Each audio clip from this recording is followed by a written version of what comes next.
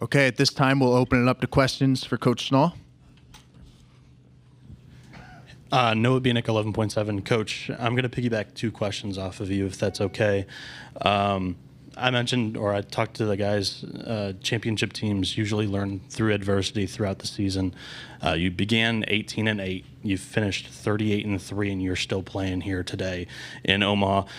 They mentioned possibly learning some roles. Was there some player personnel things that you learned throughout the first 2 months of the season that have helped you go on this run late in the year? No, not really. We talk a lot about work while you wait.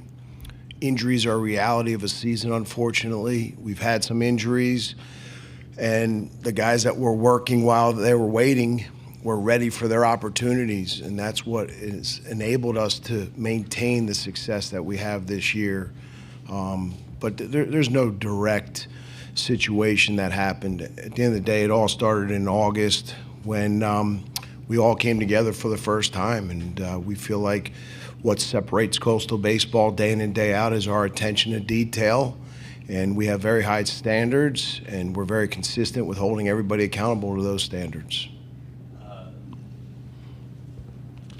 The other day, when I mentioned how do you guys play so consistently, a couple of answers you gave me were scoring first, winning the big inning battle. In doing that, over the 26-game win streak, 23 of those, Walker Mitchell has been batting in the top 4 of the lineup. Can you talk about, that kid? He began the year opening weekend batting 9th for you guys, and I feel like maybe has he taken some big steps for you guys throughout the season? And in a sport like baseball, it's hard to maintain consistency, yet you are 25-1 when he bats in the top 4 of the lineup. That's a lot what you just said, so let me try to figure this out. So scoring first is a big part of our offense, absolutely. We're 37-2 when we score first. When we get to 7, we're 37-1, and we win the big inning war, we're 42-1. So as a collective unit, that's what we're trying to do every single day. Walker Mitchell is a part of that unit, and he's done a great job of finding ways on base. He broke a single-season record with hit-by-pitches. He can inside game, and he has a lot of really quality at-bats, and that's why he's moved himself up in the lineup. Coach, as a member of that 2016 staff, what do you remember about that series against Jay Johnson in Arizona, and how does that experience sort of against him help you this week? Well, the biggest difference between this year and 16 was all the shampoo and body spray that we got every time we showed up to the ballpark. We don't get it this year for some reason. We would like it because we've talked a lot about it. I actually still have some of the body spray from 16. There's not an expiration date, so I'm still using some. That's the biggest difference, and the fact that we didn't lose. But there's no experience we're taking from 16. None of these players were on 16. This team is different than 2016. Our goal every day is just to really keep a microscopic focus and dominate our one-day plan. This team has done that at an extreme high level, and that's why we're one of 2 teams in the entire country still playing. Wilson Moore from the Omaha World-Herald. Kevin, having been part of a CWS team before, at what point did you know this team had the makeup to get to the point it's at now? Game 2 of Auburn when we beat them. Why is that? Because then we advanced here. Again, we're never talking about winning games. It's all about the process and winning pitches, and then ultimately winning outs, winning innings, and bunching quality at-bats together. And if we do that day after day, winning is a byproduct. Getting to Omaha is a byproduct. And that's why we're in this position right now. Kevin, I got 2 questions. Who are you going with tomorrow? If you could explain, if you even want to put that out there. Second question is, what did you learn in 16 as a coaching staff? Because a lot of these guys, you and Schill were obviously on that squad, that could help you as a head coach now prepare for this series. the body spray. Without the body spray. Cam Flukie will be starting tomorrow. And what did we learn from 2016 that could help us? It's more about next year, honestly. You know, there's a lot of distractions after winning a national championship or being in this position. And it's really important that, you know, we stay focused next year on our goals. I think that was a big deal. If you remember, you know, in 2007, we did not make an NCAA regional. It was a good team, but we didn't make an NCAA regional. There was a lot of distractions that fall because there were a lot of people that were, you know, wanting our players and wanting, you know, our people to be at different things. And again, I think it took away from our preparation in that fall before the 07 season. You know, I think one of the biggest years in Coastal was, well, a couple. 01 was the first team that got us to a regional. And then we ended up winning five straight conference championships, 5 straight tournament championships. In 05 was the first team to be the #1 seed of a regional, but they put us on the road to Arizona State. 06, we were 30-27. And it was a great wake-up call. It was humbling. And to Gilly's credit, he was the leader at that time. We all rallied around each other. We didn't point fingers. And we realized that we needed to be humbled. And we needed to get back to the basics. 07 was our first host.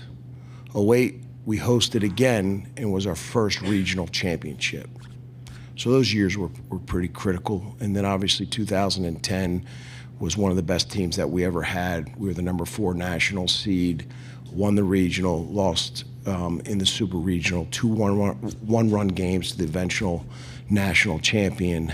And then 2016 obviously finally broke through, got us to Omaha, and won it. Michael Cobble, WBRZ TV in Baton Rouge. The guys used the phrase coastal baseball a couple of times. What does that mean to you, whether that be attitude or approach? And then anything that you've identified that LSU does particularly well?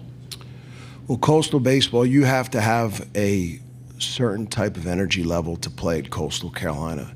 If you like baseball, Coastal's not the program for you.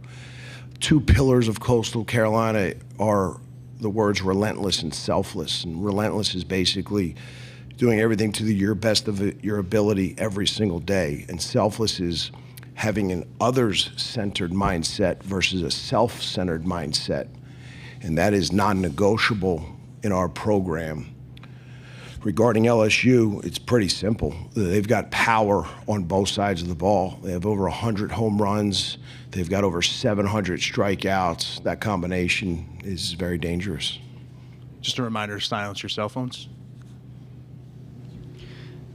Hi, Kevin. Corey Diaz with the USA Today Network. Wanted to get your thoughts on everyone outside of the state of Louisiana pulling for Coastal Carolina this weekend. How cool is that, or is that something you don't even worry about?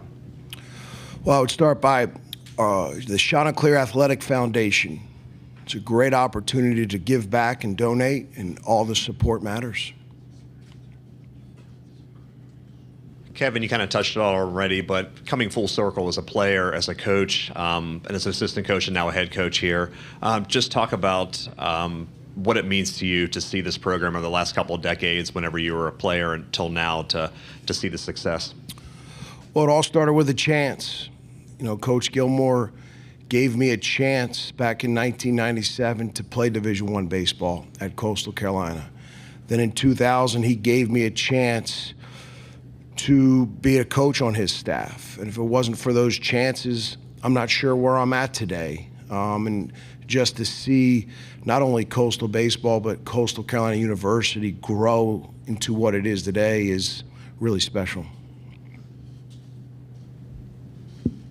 Ryan McGee from ESPN. You kind of touched on that there, Coach, but this is your alma mater. How much does it mean to you, and you've been here before with this team in different roles, but how much does it mean to you, or have you given yourself a chance to even think about this is your school, and you've got them in this position this weekend at the College World Series? I listen to your show a lot. Good to see you. I love Coastal. I love Coastal with all my heart. You know, I've had opportunities. For me, it was never about being a head coach. It was about being the head coach at Coastal Carolina. And, you know, I waited 24 years for this opportunity. And like I said, when I started, I fill this seat with gratitude. There's not a day that goes by I take this opportunity for granted. It's an opportunity of a lifetime. It's an honor of a lifetime. And to be on this stage, on this platform, with this program, it's really special. Matt Satilli, KETV Omaha. Coach, you've talked about, in the back, you've talked throughout the week how this hasn't been a Cinderella story. What would a second national title this weekend mean to this program? That'd be 2 national championships in 9 years. That would put Coastal Carolina baseball on a different planet. That'd put Coastal Carolina University in a really good position. And again, that's really special. But it's not about winning a national championship at this point. It's about winning today's practice. And that's what's really important. At 12 o'clock, we have to win the next hour and a half. We've got to have a great session today. And then we've got to win tomorrow's BP. And then it's about just winning pitches, not worrying about outs, winning pitches. And if you win pitches, you'll start getting outs. And before you know it, you hold that up. We're going to take one more question for Coach. John Eads, WFB TV in Baton Rouge. Coach, obviously you've been a part of lengthy win streaks before, I'm sure. You talk about the process. Obviously you don't plan on losing. What would your process be for if y'all were to lose a game and bouncing back quickly in this series this weekend? Well, the staff would yell at the players a lot. We've won 26 straight. If we lost, how would we react? How would we respond? The reality is we've got to dissect what we did wrong and try to rectify it for the next day. You know, and that's what we've done a great job of this year is we've dove into things that, you know, we could correct, and our players were able to adapt and adjust very quickly.